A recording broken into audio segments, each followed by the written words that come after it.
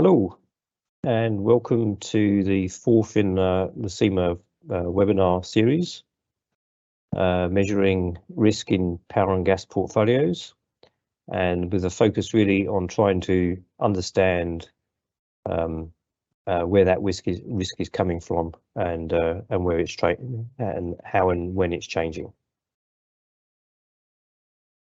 Okay, so normal disclaimer for a webinar like this, to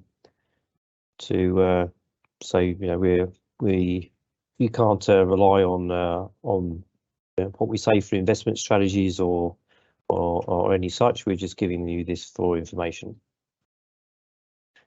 Okay, so today's presenters, that's going to be myself, Chris Strickland. I'm one of the founders, original founders of Lacima, and I head up the sales function in Lacima.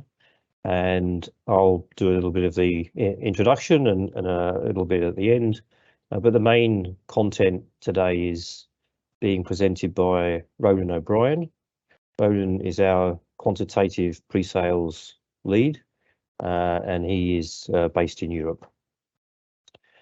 All right, so just a couple of things about Lacima up front. So in terms of our sort of vision and mission statement, we look to empower confident decision-making for energy and commodity market participants, traders, hedgers, producers, transmission, etc., through superior innovative analytics and insights. I'll talk very briefly in a moment about the other webinars that we've given, but throughout all the material that you've seen in our webinars and what we do with our analytics is we try and get below the headline numbers, not just this is the value of something, but what's driving the value, how do you hedge it, what are the major contributions of the different factors to that value, and try and give as many insights as possible to be able to explain the where values and risk numbers are coming from. Okay, in terms of what we do as a company, our clients trade power, gas, LNG, oil products, agricultural products, metals, etc. And we have a set of models and methodologies that are used to do all the sort of valuations and risk assessments that we produce. And we have two main interfaces to those engines. So the core of what we do is these models, simulation engines, calibration routines, models and methodologies to produce these valuations and risk assessments. We have two interfaces to those engines. The one on the left-hand side, Lacima Trader, is an Excel add-in. So you fire up Excel, and this is a plug-in to Excel. That's typically used for sort of single deal ad hoc type analysis. So there's a lot of stuff in there that accesses our engines for standard derivative pricing, futures, swaps, options, Asians, spreads, all that kind of stuff. Simulation routines, calibration engines, curve building, etc. So you can access all of that functionality via Lacima Trader. And then the box on the right-hand side, Lacima Analytics, which is going to be sort of the function of what we're looking at. The interface that we're looking at today is a Windows.NET application, which typically focuses more on portfolio level calculations. So enterprise-wide type metrics, mark-to-market, market risk metrics like value at risk and gross margin at risk, earnings at risk, credit risk metrics like PFE. We do a lot of the more sort of structured valuations through Lacima Analytics, so our LNG deal and portfolio analysis. There's a lot of infrastructure in there that deals, and some of which you'll see that today, around stress testing, scenario analysis, etc., etc. And the bullet point at the top is something that we are developing. Well, we're starting to demo to our clients at the moment, which is around sort of margin calculations and the simulation of what if scenarios around initial margins. So we aim to be the single source of truth across our customers' businesses. Anything that touches this sort of modeling that we do. So valuation, position management, market risk measurement, credit risk measurement for these types of, you see at the top of the slide, multi-geography, multi-commodity portfolios. All right, so briefly then, if you've missed them, we've already had 3 webinars. So in the first swing webinar, we looked at valuing swing deals, European swing deals, with a take link. In the example there, take was linked to Brent, take or pay elements. If you missed that, that was back in October last year. You can watch the recording on EXTV.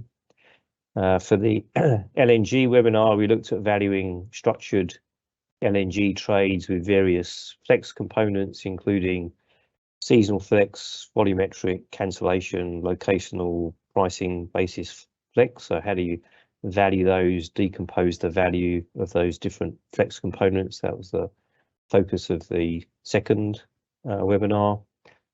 The third and last one that we did tail end of last year was looking at profiting from spreads in European gas hubs. So we analysed 2 main types of deals, a sort of point-to-point transportation deal, and then a multi-regional area D type deal where you could take gas in one area and distribute it to one of 4 or 5 others. So if you missed those, they're all on all up on EXTV on YouTube, so you can have a look at those. And then this one, this last one in this series of 4, which we're going to be presenting today, is the managing the risk that we find in power and gas portfolios. So we're going to use value at risk for this. You could use other risk metrics, but we've got a portfolio of power and gas and emissions trades across different regions. And so how do you measure the risk in that, and how do you dive down into where are the hotspots, how's it changing, how can you sort of do value at risk type attribution between one day and the next. Right, so if you've missed the ones before, you go to YouTube and EXTV and you'll be able to watch those. Okay, let's get to today's one. So we've been dealing with risk managers for 20 odd years now as Lacima, and risk managers day is typically the same for everyone. Questions, questions, questions. From, you know, you spend your time producing a risk report, there's a whole bunch of numbers in there, and then if no one disagrees with the number, then happy days. But as soon as people start saying, this could be from senior management, could be from shareholders, other stakeholders, traders whose books you're measuring the risk of, there's, you know, typically you're questioned about what you've produced. So where are the hotspots? You've come up with this value at risk number, it's 6 million euros, but you're questioned as to, well, if we trade 300 curves, we have 100,000 deals in the portfolio. What's driving it? Is it a particular commodity, a particular region, a particular book, a particular trader? You know, where are the hotspots within that? Where's the main risks coming from? And another question might be, you say it's 6 million euros today, but it was 4.5 yesterday. So how and why has it changed since yesterday? What are the main drivers of the changes? Is it changes in prices, changes in positions, changes in recalibration of the models, etc.? And then there's other questions that are really centered around sort of what if type or scenario analysis. If I was to sell out of these trades or enter into these new trades, how much do those incremental trades change the risk profile? Will it increase the risk profile? What kinds of trades do I need to trade in order to reduce the risk if I'm uncomfortable with the numbers? And you know, any numbers are produced under various assumptions. So what happens if we shift the curves, we increase, decrease volatilities, correlations go to 1, as if we run sort of last year's weather event through today's portfolio. So these are the types of questions that risk managers are typically asked every single day, and these are the kinds of things that we try and address with the software in terms of trying to give insights. There's wider questions as well, not just on sort of the typical daily values, but we get asked questions around. We have people might say to us, we've got 4 different ETRMs. We've got a different system for gas and power in Europe, North America, metals, ag products. How can I get a single view of risk across that whole portfolio when the deals are held in multiple deal capture systems? You'll see in lots of systems that the numbers that get produced are typically only relevant, the only inputs being used are the simpler deals, because they struggle with more of the sort of the highly structured trade. So, and they're done off system. So is there an alternative to this off system types of workarounds? And then from in-house solutions, how do I reduce the key person risk of our current in-house solution? So these last 3 are sort of more generic questions that we get asked, and the original 4 are typically what happens on a day-to-day basis for people managing risk. All right, so the focus really is going to be those first 4. I'm going to hand over to Ronan now to describe the portfolio that we've used and to try and give as many insights as possible into both the headline numbers and what's driving those headline numbers. Right, thank you, Chris. I'll just switch over to my screen. Yes, thanks, Chris. And as Chris mentioned today, we'll take you through and demonstrate ways in which you can easily identify key hotspots in your VAR. So first we want to, sorry, there we go. And first we want to sort of set context and some background about the particular example we're looking at, both in terms of the portfolio configuration and the market data and market environment we're looking at. So as I said, we're going to demonstrate ways in which you can easily identify key hotspots in your VAR. A lot of the time that can feel like trying to find a needle in the haystack, particularly in cases like this where you have over 11,500 trades across different regions, different commodities, and you're trying to isolate and drill into and identify the hotspots causing your substantial VAR. This portfolio is also constructed by various different contract types, futures, swaps, and European options across power, gas, emissions markets, and various different regional markets across Europe. We're displaying here the absolute volume exposures for sort of a quick high-level volumetric visualization of the breakdown of the portfolio across these various markets, so you can quickly get a sense of the structure of our portfolio. So that's the portfolio side of our analysis introduced as a pre-context. We'll look at the market data inputs for the VAR calibration as well.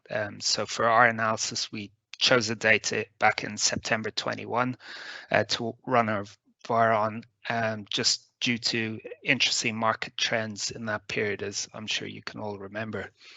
So this chart on the right-hand side, we're comparing both baseload German power for Q4 delivery alongside gas TTF Q4 delivery as well. And we're combining these charts using 2 axes. So on the left-hand axis for your blue baseload German power, we can see a significant upward trend from around 65 euros per megawatt hour in June up until our sort of valuation and analysis date in September of around 84, 85 euros per megawatt hour. Similarly, looking at the right-hand axis for the orange TTF Q4 delivery price history, that's raising from about 21 euros per megawatt up until around 30 euro per megawatt hour mark, and you can also see quite a volatile period as well. This historical data is used to calculate volatilities, correlations across all the required markets and maturities in the portfolio. In this case, you can see some outputs of some of the correlations. We've selected here a very small subsection of the calibrated output for our portfolio. So a subsection of German power, which you can see across the columns here, both represented in base and peak delivery periods against gas TTF against the various monthly, quarterly, and annual delivery periods. So picking out a random example of a correlation output here. So this one, 0.815 correlation is between base German power for an October delivery against our TTF January 22 delivery. And you can see a heat map here of those output correlations. And this is done across all the commodities in our portfolio, across all maturities. So you have the full cross correlation matrix required for our VAR calculations. And in this case, we're using parametric VAR. These then volatilities and correlations are applied to a risk distribution profile, and that then is applied to our current valuation dates forward curves to produce a full risk distribution profile for our VAR outputs on our portfolio. So moving on to the VAR output itself, here's an example of how VAR may be reported normally. It doesn't seem to shed much light on hotspots and key contributors to a VAR number. As Chris mentioned earlier, you have VAR output numbers. If no one asks any questions, this value is fine. But once you start getting asked questions and challenged on the VAR number, you do need some flexibility in interrogating the results. And without that, VAR is simply limited to a risk governance tick box exercise, essentially. So risk managers will struggle to answer questions on why the VAR is a certain level and which positions should be unwound in case of VAR breaches. The next slides will hopefully demonstrate how flexibility in your VAR reporting can allow users to easily identify key drivers and where the risk sources are. So initial step moving from our previous VAR high level number is to break it down. We break it down by looking at the VAR by commodity. You can split high level VAR by any defined attribute as well, and sub levels further down. In this example, we use component VAR as a VAR output to demonstrate at high level how the headline VAR figure that we saw earlier is broken down by commodity. We use component VAR because it's an accurate proportional breakdown of the VAR, such that the sum of the individual component parts aggregates up to the total VAR number we saw earlier. If you're to break the VAR down by these individual commodities using your outright VAR number, it wouldn't necessarily equate to the total VAR because of the effects of diversification on your portfolio. So component VAR gives a sort of more accurate proportional breakdown of your VAR, and that's why we'll be mostly using that today in our interrogations. We can see here, in fact, emissions have a negative component VAR, and that could be driven by having a positive correlation to the other commodities in our portfolio being power and gas, but having an opposite position, so perhaps hedges in a different way, so they're counteracting the VAR of your power and gas. So this breakdown we see here helps focus our interrogation further to the next level for us to dive deeper. From a higher level, we can utilize reporting functionality and flexibility to step down one level and break down the VAR not only by commodity now, but also by market or region. So you can see the breakdown by the commodities as a first level, and then furthermore by the markets or regions. Again, this is done by component VAR for an accurate proportional breakdown of the key drivers, and we see that French, Spanish, and Italian positions are in fact reducing our VAR. We can also quickly identify that German power specifically, as opposed to just power at the upper level, is the main contributor to our VAR. So we want to now do further investigation to isolate key drivers in our VAR. With German power now identified as a hotspot of a VAR, we can investigate now as to why. So this chart here, we're looking at the prices and volatilities to see if there's any explanation or story behind why our German power is contributing so significantly to our VAR. So again, we have two axes here. I'll bring your eyes first to the left-hand axis, which is representing the German power forward curve, both for today, the orange curve, and yesterday, the blue curve. So we're not seeing a significant change, probably around a 10% increase only in the German power price, and only at the front 6 months of the curve.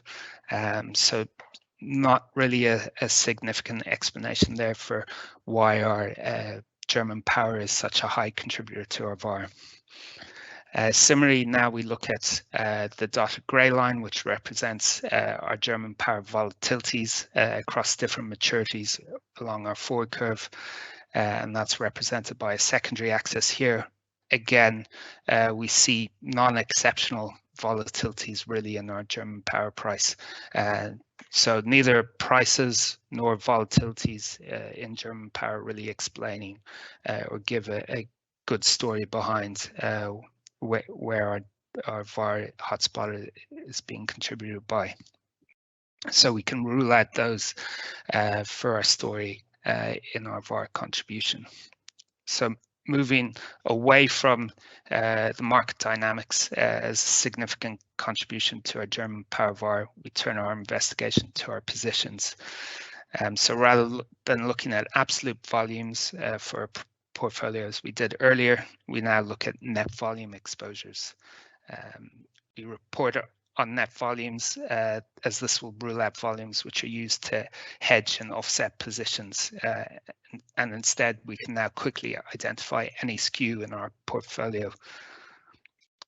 And here, based on these net positions, we can quickly identify German power positions as a significant contributor to our total VAR rather than any market dynamics such as price or volatility. So this large negative net volume position in German power is clearly a strong reason why our German power VAR is the most significant hotspot in our VAR. Another regular case of VAR reporting is that risk managers are often tasked with setting limits for traders or desks, or identifying breaches in these limits and quickly identifying as well what has caused the breach. Limits can be customized to be set against any attributes such as a trader, a counterparty, a desk, or a combination of attributes such as a single trader against a particular counterparty. In our examples, we've set a simple limit against our 9 traders and identified that traders 1 and 2 have breached our limit. So we now want to investigate the VAR breakdown of traders 1 and 2 and see what has led to their VAR breaches. For an understanding of the proportional VAR by trader, we can report their composite VAR. So you see quickly that the significant contributors to our total VAR are trader 1 and 2. And we can drill down to traders VAR by commodity as a first level breakdown. and isolate trader 1 and 2's VAR to power positions. So here you can see both the combination of the commodity and the trader's VAR exposures here. As we saw previously, the power positions in this portfolio are the most substantial contributions for trader 1 and 2, and we want to now drill down and get more specific in where exactly that's coming from. So we now break down the VAR by both commodity and markets or region for these traders, and isolate trader 1 and 2's power positions and to German power specifically as the main contributor. We can again drill down further and in this case we're picking trader 1 with the most significant breach, and we focus on breaking down trader 1's German power VAR exposure by trade type. Both futures and European call options in German power have substantial contribution, and then a further level drill down by maturity exposures sees that trader 1's significant VAR is driven specifically by December 22 German power exposures in their future and European call options. So apologies, that gets a bit wordy, but it just demonstrates the levels and pinpoint accuracy that we're drilling down our key contributions in our VAR. So we now have a full story of why trader 1 has breached their limits, and we can now enter discussions with the relevant parties fully informed. So now we have all the answers if we're challenged, and can answer all the questions that Chris raised earlier, that when you produce VAR reports, you need to be sort of fully prepared and fully flexible to answer any questions on where your VAR came from.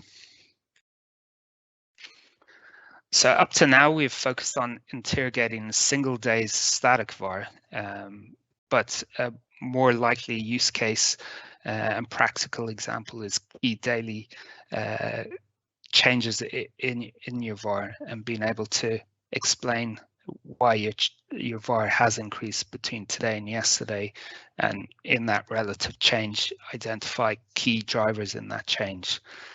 So this can be a far more complex activity, as there's multiple moving parts to try and isolate and drill into. Can you explain the change in VAR is driven by positions, prices, recalibration of volatilities or correlations, or other reasons? In most cases, it's a combination of all, but then can you identify the most significant and underlying root cause to this change? So a toolkit available to us to quickly isolate key drivers in VAR and VAR change is VAR attribution. We utilize stress tests to break down the day-to-day relative change in VAR, and these stress tests focus on isolating each of the individual moving components in your daily VAR change. Yesterday's VAR is rerun, replacing it with today's positions, or today's new prices, or new recalibrated volatilities or correlations. Through this broken down waterfall chart, we can quickly isolate the key drivers in the change of VAR. In this case, it's changes in positions between yesterday and today, which contribute most to the increase in VAR. We can see new prices and volatilities also add to the increase in VAR, but less significantly so. And interestingly, recalibrated correlations are in fact reducing our VAR. So this could be the new correlations, or perhaps increase in correlations, which makes your hedges more effective across your portfolio and reduce your VAR. The cross effect basically explains the cumulative effect of each of the attribution scenarios, i.e. an improvement in VAR can be driven by price change day to day, which benefits new positions also taken today. In this case, however, it's quite negligible. With this attribution, we can now clearly construct the VAR change between yesterday and today. As the VAR as the change in positions is the most significant contributor to the increase in VAR, we'll hone in and focus our attention on the new positions impact on VAR. So a sensible breakdown of the increase in VAR driven by positions is by trader.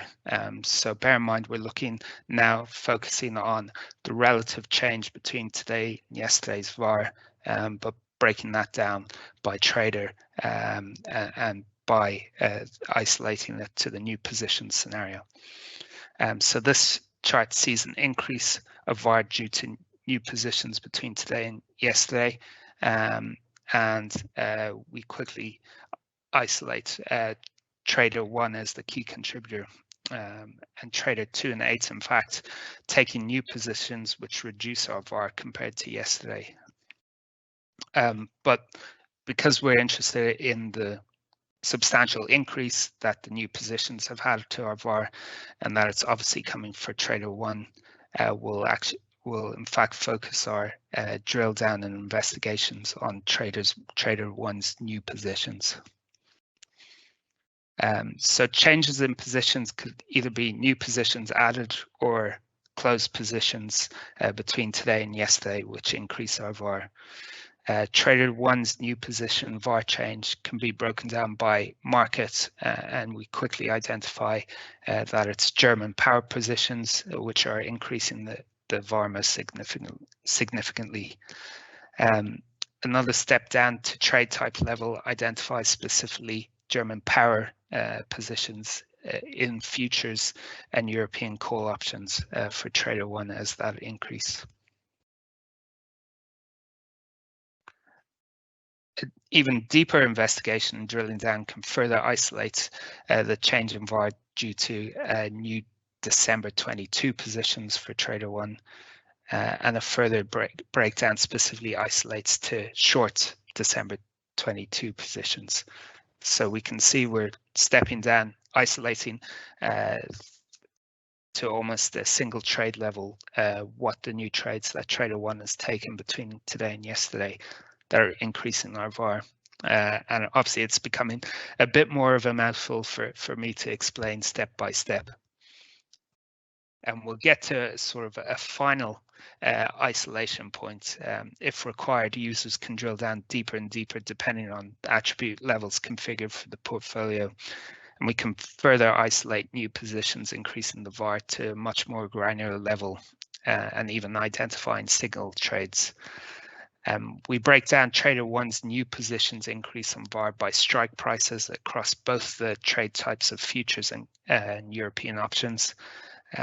Through a few levels of drill down clicks now, based on the previous slides, we've easily found the needle in the haystack responsible for the most significant change in VAR between 2 trading days.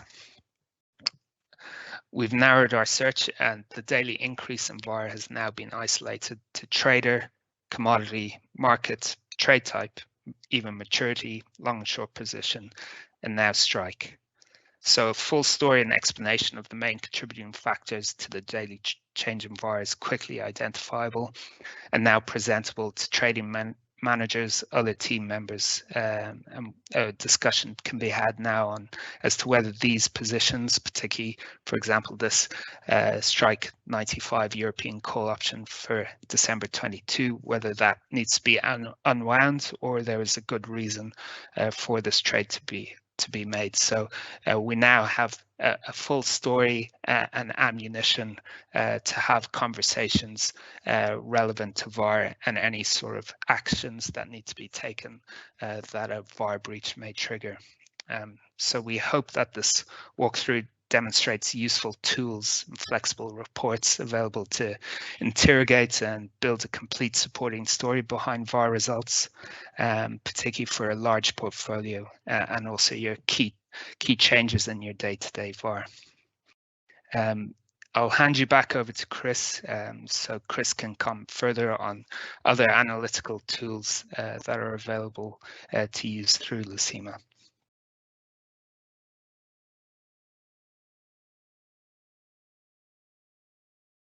Okay, let's see.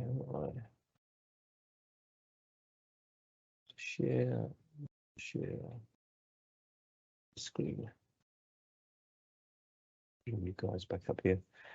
Okay, thanks very much, Ronan. Well, there's a lot of analysis there in a short period of time, but I think that, you know, starting from where you did, which was different commodities, different types of trades, that summed up to over 10,000 trades, it gives some insights into what, you know, what's behind that high level number, which is the main problem that I think that people have.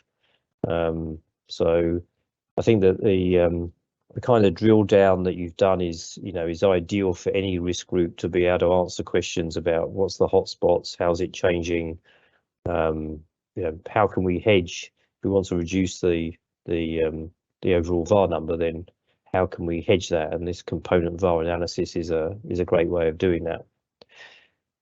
So I mean, what we've concentrated on so far is that kind of hotspot analysis on day-on-day changes, but from a risk perspective, people are often doing a bunch of things that we fit into our sort of stress testing framework. So stress testing, scenario, what if type analysis. So this might be we don't, I know Ronan did some work on this, but we decided there was enough slides already. But you know, given the current portfolio, which is a report on what we've got in our portfolio up till today, what is an incremental analysis? So if we were to go short in this example, based off the analysis that Ronan did, if we were to go short a call option on German power at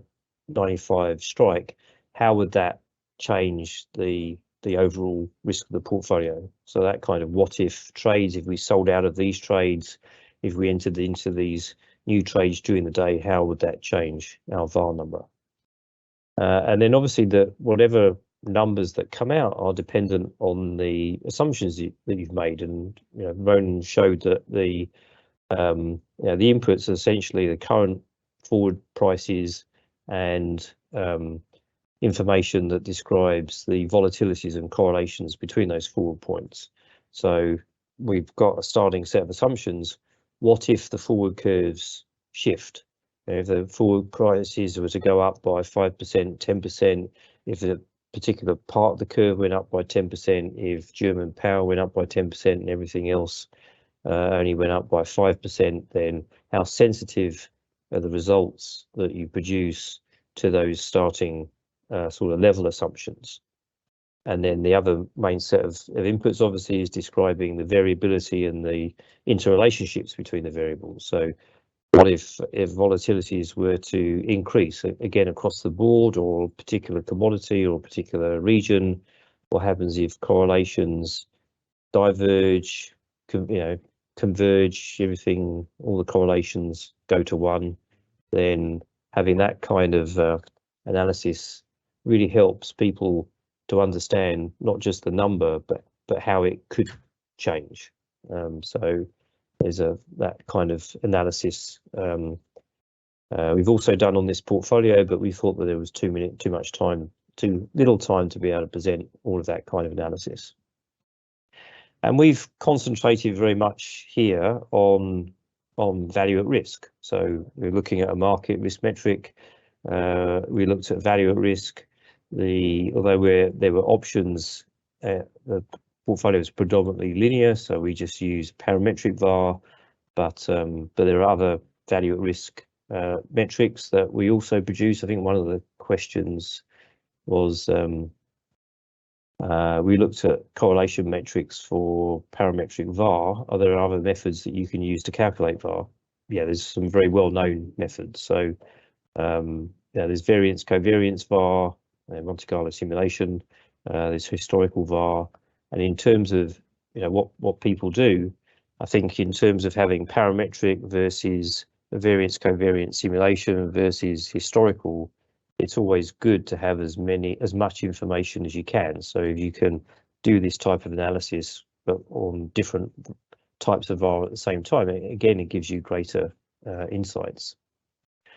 And because the portfolio we were looking at was traded instruments, then VAR is probably the relevant risk metric for that. But there's also probably more physical asset players that own and operate thermal, wind, hydro, solar power plants, gas storage facilities, oil refineries, pipelines, all of that kind of stuff. And they have multiple different parts of their portfolio. There's the physical asset part of the portfolio. There's sort of small number, high megawatt volume of highly structured trades, and then there's the traded portfolio.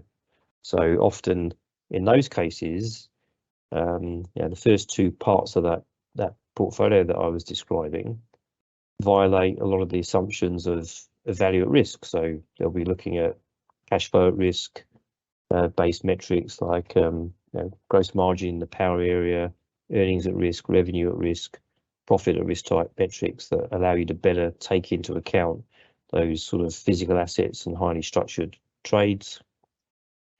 From a wider perspective, going outside the market risk metrics, you might be looking at credit risk, so potential future exposure. What's your exposure to particular counterparties and netting agreements for OTC trades? And then this last bullet point is something we've spent a lot of work on and are starting to talk to clients this week, is around, as people go more from sort of OTC bilateral trades where you're worried about your exposure to a particular counterparty, to more exchange traded type derivatives, then the treasury groups, so the credit risk group is less concerned about the exposure to individual counterparties, but the treasury group is especially all of you that work for European market participants over the past 9 months or so.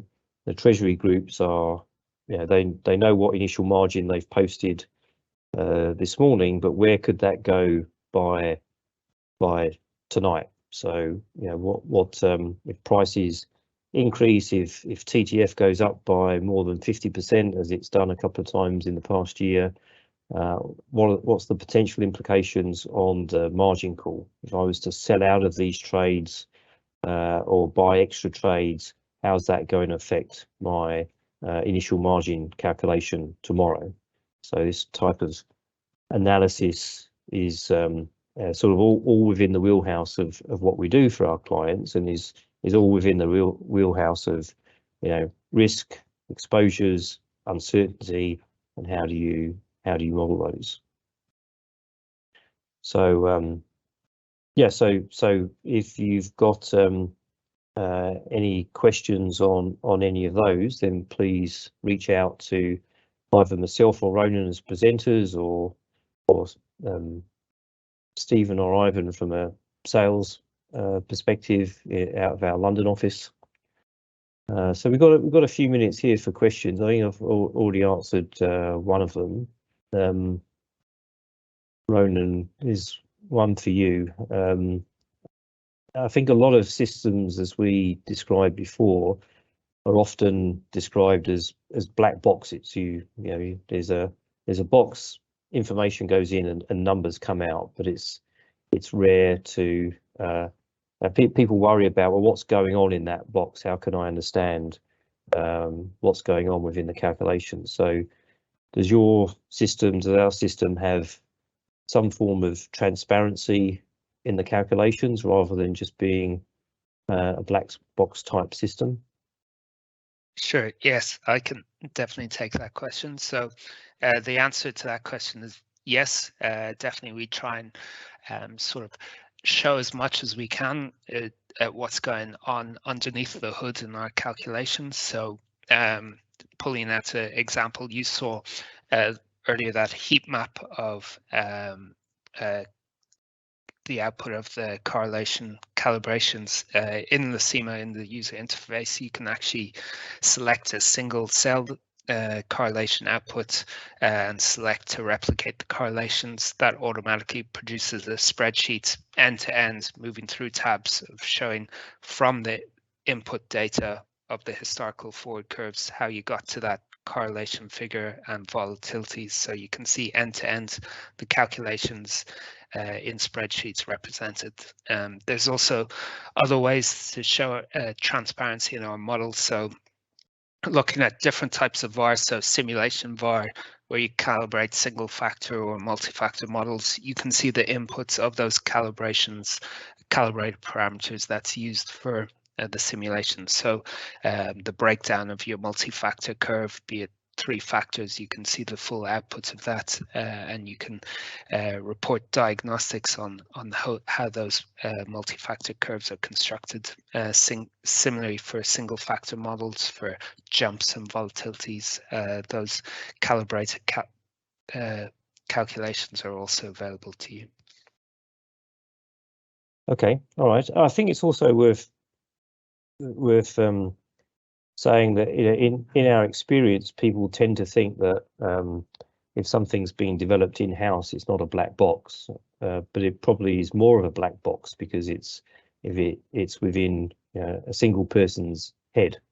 So if that person leaves or moves on, then often no one else knows what's going on. So, and there's no, I think one thing to say is there's no magic report. All you can do really is to give people the ability, like you showed before, to slice and dice in different ways, drill down.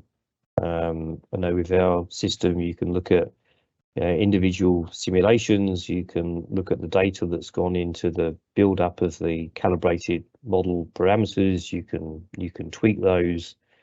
There's no magic report of any of this. All you can try and do really is to give people the tools and the infrastructure to drill down, stress test, output intermediate calculations, and do all of that kind of analysis. Okay, here's a good one, because you've got a system, it's producing numbers. There's a lot of detail in those numbers, but then they've obviously got to be used in reports. So what kinds of reporting tools do we have? Yeah, so the demonstration today, we utilized Lacima's dashboard reporting tool, as well as our Excel reporting tool, where through Excel you can actually connect to the Lacima database, and through functions actually pull output results from Lacima to an Excel spreadsheet directly. But it's not limited to those two. Through the application itself, it has quite a good dynamic and flexible output tables of results, and ability to chart those results in the individual modules themselves.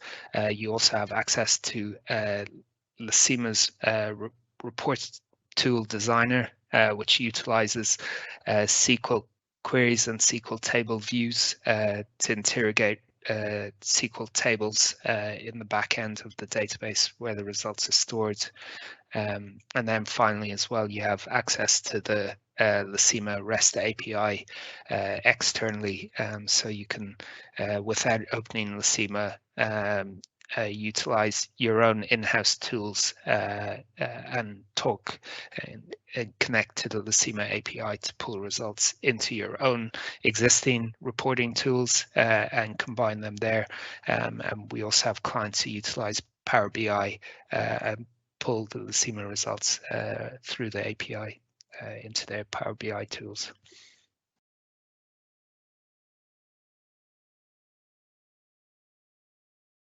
All right, thank you. Now we're coming to the end of the time that we wanted to put aside for this, which was 50 minutes. There's a couple of other questions. That one is around the kind of drill down levels that we have, and I think the quick answer there is you can drill down by any attribute that you pass across to the system. So we, as a risk engine, we're typically downstream of other source data, that being the current forward curves and the historic data, but also the deals. So we're typically the RM that sits alongside an ET system. And so as long as the deals that get passed across to the application are tagged with relevant attributes, so there's some which are associated with the trade type itself, European option, it's a call, it's short, etc. But if you want to be able to slice and dice in some of the ways that you've looked at, you need to be able to say what region it is associated with, what particular book is it associated with, who did the trade, etc., etc. As long as you've got the relevant attributes, then you can slice and dice the results in any way. Let's see. Okay, let's have one more in the way that it came in, because we're a little bit over now. Does the component VAR roll all the way up to the overall portfolio level? I think that's one of the reasons why people tend to focus on VAR, but in terms of insights, component VAR is often the most the most relevant thing to look at in terms of breakdown. Yeah, and I think that person is also asking how we'll look if a trader has a position that is reducing the VAR in the book level but increasing the VAR in the overall level. So component VAR can be complicated in that way. And yeah, that's a good question, because Lacima it does work on the tier level, and it's linked to the question Chris just addressed on drill down. So it's however you configure your drill down. So each run you can have multiple drill downs, and the example you saw today was the same run but different drill down selections. So the component VAR is at a tier level. You can do it at a desk and then a sub level of a trader, for example, and that component VAR for the traders will sum up to the desk total VAR, and that particular trader's VAR may reduce the desk VAR, but that same trader's positions may increase the overall portfolio VAR. So if you do VAR by trader, then it'll report it in the appropriate way, splitting the two reporting drill downs. So yeah, a very good question, because it is complex depending on what you're asking, but Lacima is able to isolate those and reports to the level you require correctly. Yep.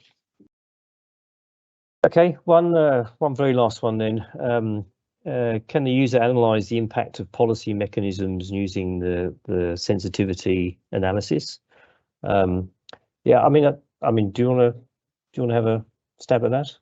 Yeah, definitely. So we didn't get around to showing the stress testing, but it was done through the attribution and identifying certain scenarios of yesterday's VAR with today's positions.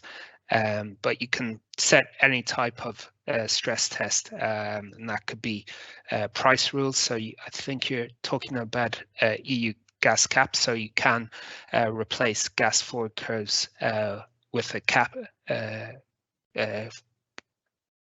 upper cap on the gas prices, and then see how your VAR is affected in that way.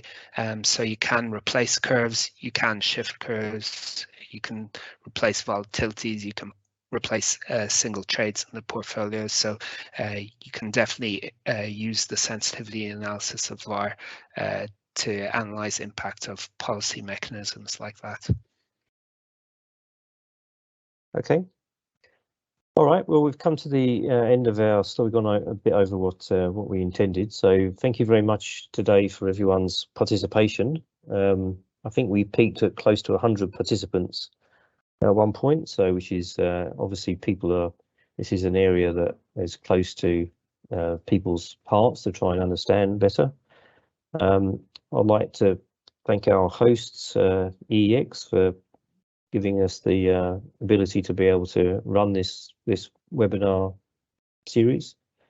And yeah, if you've got any questions based off of this webinar or any of the others that we've run before, or any of our tools, then please feel free to reach out to us. And thank you very much. Have a good day.